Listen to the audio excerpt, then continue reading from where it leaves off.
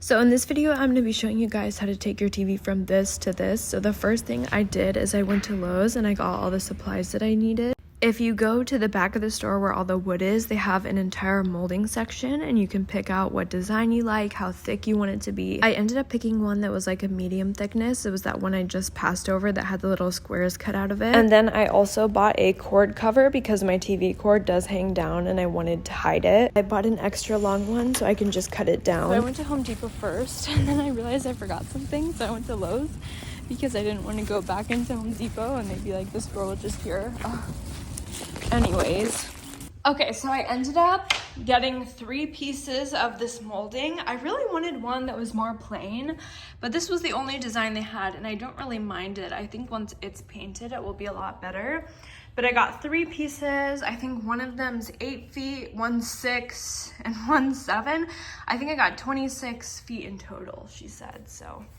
Okay, so I just brought all my supplies in. I'm gonna show you guys everything I bought, and I'll put like a little list on the screen so you can screenshot it and go shop.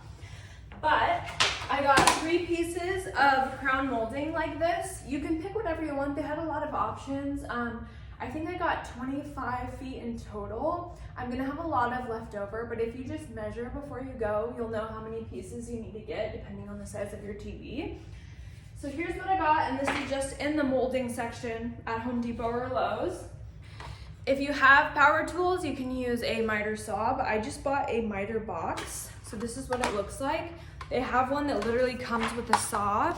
And basically what this does is it allows you to cut wood at like degreed angles. So I need to cut all mine at a 45-degree angle. And this lets me do that. So I've never used one of these before. I'm not a power tool girly. So we'll be doing this for the first time together. But if I can do it, you can do it. I also bought like a metallic finish spray paint for the trim. This is to make it like look like a picture frame. I've also seen people use like the rub and buff gold finish. That works great too, but I just want it to be easy, so I'm gonna spray paint it. I also got epoxy glue. You can get this in like the glue section at Home Depot. I got everything at Home Depot or Lowe's. So I got that, and then I got these little L brackets to just reinforce where the glue is gonna go. This wooden dowel, this was in the molding section as well. It was already pre-cut, and basically this is gonna rest at the top of the frame so that it can rest on the TV, if that makes sense.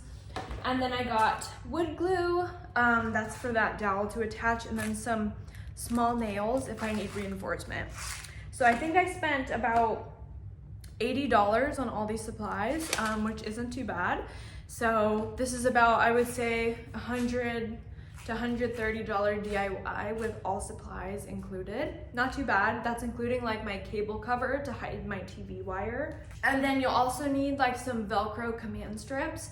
I already have those around here somewhere, so I didn't buy them, but you will need at least 1 pair of Velcro command strips. So I'll put all that little here, you can screenshot it, but that's all the supplies that I've used, or that I bought. So they said I need to measure from like the inside perimeter, so I'm gonna be careful I don't make mistakes. I don't wanna have to buy new supplies. So the inside, 2. Okay, so I took the saw out. I'm kind of scared of this, but it's fine. It actually lets me know on the box what's a 45-degree angle. So I guess that's where I put it. Oh my gosh. Okay, I am not a tool girly. This is hard. Okay, so I'm measuring 20 3/4.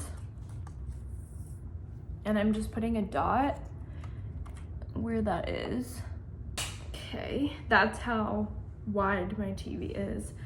And then the length of my TV is, what did I say?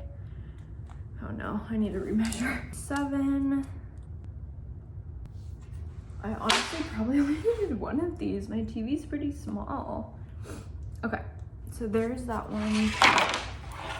I will say this is really hard work to like saw. I think this box is meant to be like drilled down to use it. So just be really careful if you're gonna do it like I'm doing, because it's not the safest. Oh, I did it, okay. See, and then you have your edge so that your pieces will line up. Okay. Okay. Can't believe this is working. Okay. What's the most difficult is measuring right. It's very tricky to measure right. So, because you're measuring the inside perimeter. So, not like the outer edge of your TV, the inner edge. So, that's been kind of like tricky to keep reminding myself that my measurements need to be measured on like the inside strip of wood, not the outside, if that makes sense. So, put it in like this. The trickiest part is starting your cut, and once you get it, it's like, okay, you're good to go. I'm gonna flip sides actually because I'm better with my right hand. And if you have an outside working area, definitely do that. It's just so hot where I live that I need to do this inside. So this is how I'm doing it. See, it'll show you, where is it? At the top, it'll tell you what degree of angle. So I'm cutting at a 45. I went upside down because I'm wanting my right hand to be the dominant one. And you'll see, like, once you kind of get it started, see how my saw is in? It's a lot easier. It just is tricky. Okay, I'm feeling so proud of myself because I just wanted to measure to make sure that this was right. And it was. So I'm gonna measure exactly another one like this and then cut the same piece of wood. This is a lot. It's a lot in that I'm not very strong, but it's not a hard DIY. Like, it really isn't. I'm so jealous of anyone doing this with just one of those. But like this maybe? Exactly the same where everything's over. My husband is gonna come home and be like, what are you doing? Yes! My poor dog is like, what is going on? This is not a normal Friday, Mom. I just need my sides. So I have my 37 inches and now I need my 20 3/4. I never thought I would have wood shavings in my living room, but you never say never, right? So I did it. I cut all my pieces. They're all the right size. I'm so proud of myself. And now I'm going to go in with wood glue and with this epoxy and start assembling it together. I did it! Oh my god, okay, it's perfect.